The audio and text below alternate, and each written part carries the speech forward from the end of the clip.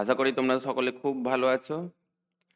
আজকে আমার ছোট্ট ছাত্রছাত্রীদের জন্য নিয়ে এসেছি আরেকটি ছোট্ট ভিডিও, যেখানে মাইক্রোসফট পেইন্ট সম্পর্কে আমরা আরো কিছু জিনিস জানবো।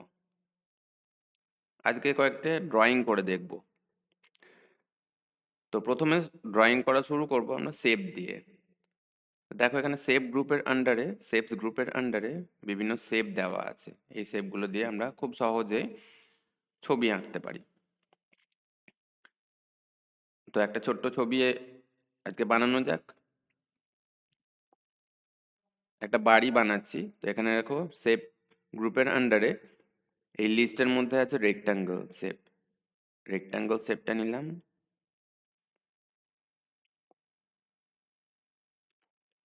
ড্র করলাম। এর ঠিক ডান দিকে আছে দেখো ট্রায়াঙ্গেল শেপ। ট্রায়াঙ্গেল শেপটা নিলাম,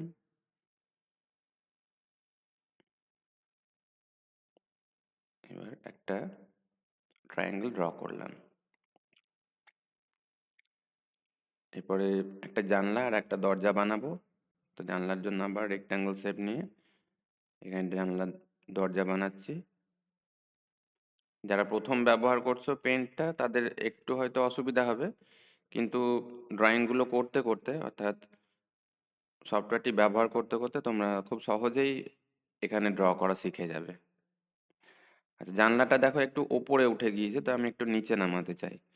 তো আমি যদি মাউস পয়েন্টারটা এই জানলার ঠিক মাঝামাঝি জায়গায় নিয়ে আসি, তাহলে দেখো এই যে চারিদিকে মাউস পয়েন্টারের সিম্বলটা এরকম চলে আসবে, মানে চারিদিকে অ্যারো সিম্বল। অর্থাৎ এই অবস্থায় যদি ক্লিক করে আমি টানি, তাহলে জানলাটাকে যে কোনো দিকে আমি সরাতে পারি। তো মোটামুটি দরজার ঠিক লেবেল করে আমি জানলাটা লাগালাম। এবার এখানে মানে কালার করব। আচ্ছা, কালার করার জন্য এখানে প্রথমে ফিল বাটনে ক্লিক করব। টুলস গ্রুপের মধ্যে আছে ফিল বাটন। ফিল বাটনে ক্লিক করলাম। আচ্ছা, এবার কি কালার করতে চাইছি সেই কালারটা এখান থেকে সিলেক্ট করব। নিয়ে কোথায় কালারটা করতে চাইছি সেখানে ক্লিক করব।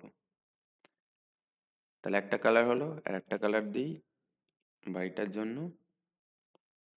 আর একটা কালার ভেতরে দিচ্ছি। তো এই হয়ে গেল আমাদের প্রথম ড্রয়িং।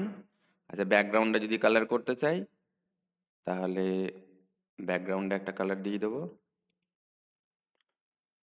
তো এখানে আকাশের কালার করব। তা যেহেতু বাড়িটি একদম মনে হচ্ছে হাওয়ায় ঝুলছে, তার জন্য এখানে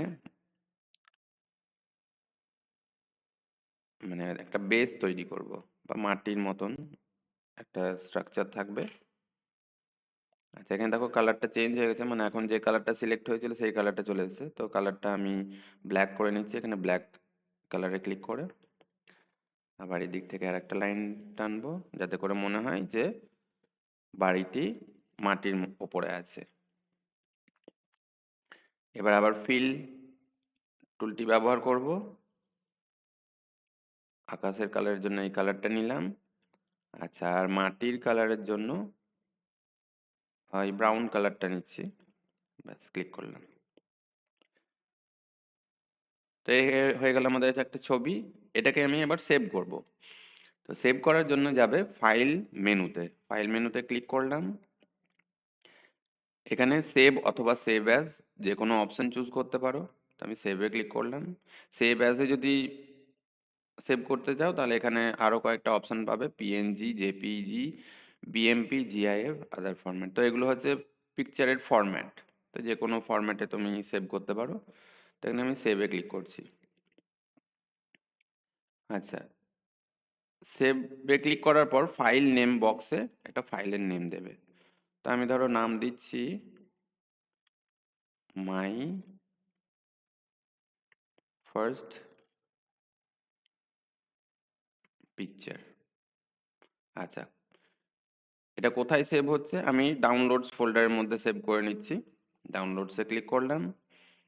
এক ডাউনলোড ফোল্ডারটা ওপেন হয়েছে, এই জায়গাটা দেখে আমি বুঝতে পারছি। এবার সেভ বাটনে ক্লিক করব, তাহলে সেভ হয়ে গেল।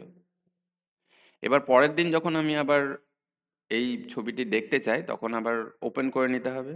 তো ধরো এখন ক্লোজ করে দিলাম, এবার আবার আমি ছবিটা ওপেন করে দেখতে চাই, তাহলে স্টার্টে ক্লিক করব,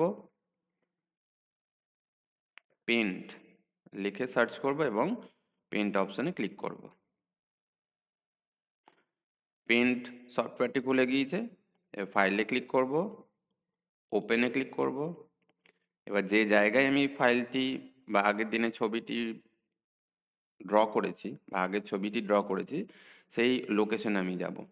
অর্থাৎ ডাউনলোডস ফোল্ডারে সেভ করেছিলাম, তো ডাউনলোডস ফোল্ডারটা এখন সিলেক্ট হয়ে আছে। তো যদি না থাকে তাহলে এই যে লেফট সাইডের যে লিস্টটা সেই লিস্ট থেকে আমি ডাউনলোডস অপশনটি চুজ করব। দেখো এখানে ফাইল নেমটি দেখা যাচ্ছে, মাই ফার্স্ট পিকচার নামে ফাইলটি সেভ করেছিলাম। ক্লিক করলাম, এখানে প্রিভিউটিও দেখতে পাচ্ছ। তোমরা প্রিভিউ নাও দেখতে পারো, এবার তোমাদের কিরকম সেটিংস করা আছে তার উপর ডিপেন্ড করছে প্রিভিউ দেখতে পাবে কি পাবে না। আচ্ছা, এবার ওপেন অপশনে ক্লিক করব, তাহলে দেখো ছবিটি ওপেন হয়ে গেল। এবার তোমরা যদি এডিট করতে চাও কিছু তাহলে এখানে এডিট করতে পারো।